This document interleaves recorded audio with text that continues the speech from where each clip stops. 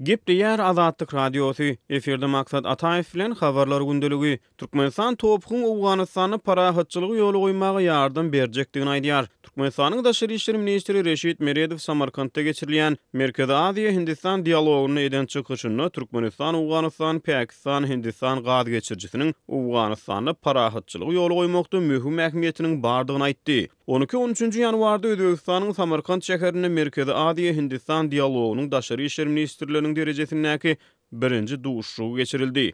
Top taslamasy Awganystany durnuklulygy ýoly goýmagy şert döredir. Bu diňe Awganystanyň özüne 12.000 sany iş orunlaryny döredip her ýyl döwlet gaznasyna $1 milliard töweregi girdeji getirir diýip Meredow aýtdy. Foruma Awganystan hem gatnaşýar. Onuň çäginde geçirilen duşuşukda gatnaşyjy ýurtlar söwda, ykdysady, medeni, ynsanperwer we beýleki ulgamlarda özara hyzmatdaşlygy putolandyrmagyň mümkinçiliklerini maslahatlaşdylar. Merkezi Aziýa Hindistan dialoguny Türkmenistanyň, Täjikistanyň, Özbegistanyň, Gazagystanyň, Gyrgyzstanyň, Awganystanyň hemde Hindistanyň daşary işleri ministrleri gatnaşýar. Reşit Meredowyň Awganystany parahatçylygy ýoly goýmak barada eden çykyşy Türkmenistanyň häkimetleriň harby ýaşdaky gullukçylary hasaba alýan wagtyna gabat gelýär. Azatlyk Radiosynyň Türkmenistanyň habarçylary we çeşmeleri şu günler ýurdun ähli künjeginde harby ýaşlykda duran adamlaryň hasaba alınýanlygyny habar berdi. Azatlyk Radiosynyň Türkmenistanyň Gorunmak ministrligindäki çeşmesi ýurdun çäginde ýerleşýän ähli harby wekiliýetleri 50 ýaşa ýetmedik erkekleriň harby gullugy ukybyny barlamak boýunça tapşyrygyň berilendigini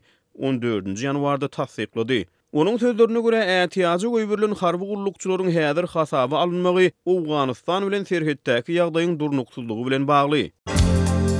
Azatlyň Telegram sosial ulgamyna sahypasyna ýazylaň. Bizi gözlew bölümine Azatlyk Radiosu ýazyp tap bilersiňiz.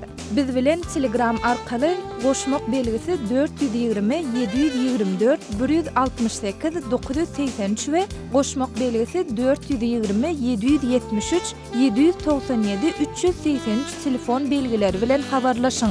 Biz siziň şahsiýetiňiziň gizlin taklanjakdygyna kepillik etýäris.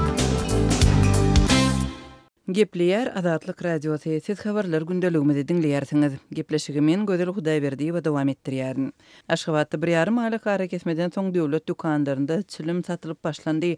Azatlyk Radiosynyň Aşgabatdaky habarçysynyň aýtmagyna görä, çilimiň sowdasy 14-nji ýanwarda başlanyp häzirki wagtda sowda öwrençäkli görnüşde we berk gözükçülükde amalaşdyrylýar. Nowatlar ýerden 6-7-de başlanýar. Çilimiň sowdasy 40 minutdan geçmeýär.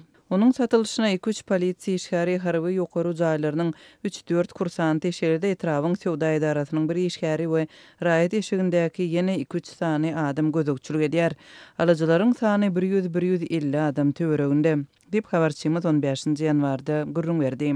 Onun bellemegine görä çilim paýtagtyň uly köçelerinden daşda ýerleşýän 20 çemeti dukanynda satylýar, emma şol bir dukanda çilim günde bolmaýar. Sowda dukanlaryň arka tarapyndan penjerelerden amalaşdyrylýar we bir adam başyna bir gutudan köp berilmeýär. Penjereniň üstünde kamera oturdulan kimdir biri ikinji ýadak nowata durup çilim aljak bolsa, başgalarym dawa etse, onda polisiýa işgäri şol video seredip gowluk bilen gitip bolmasa başwodar hökmünde çäre görürsiz diýär hem gowýar diýip habarçymyz belledi. Ondan öň Aşgabatyň döwlet dukanlarynda çilim sowdasy soňky ýadak dekabrň 1-nji ýarymynda amalaşdyrlypdy. Döwlet dukanlarynda çilimiň her gutusy 30 manatdan satylýar.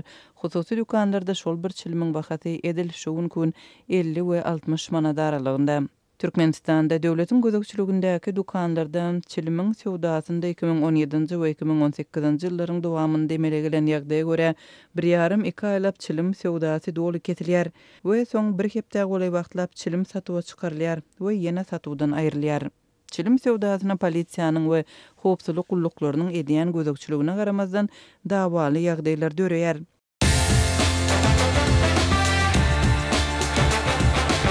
Дорогие радиослушатели, информация «Радио Азатлык» теперь доступна и на русском языке. Наш сайт на русском – rus.azatxabar.com.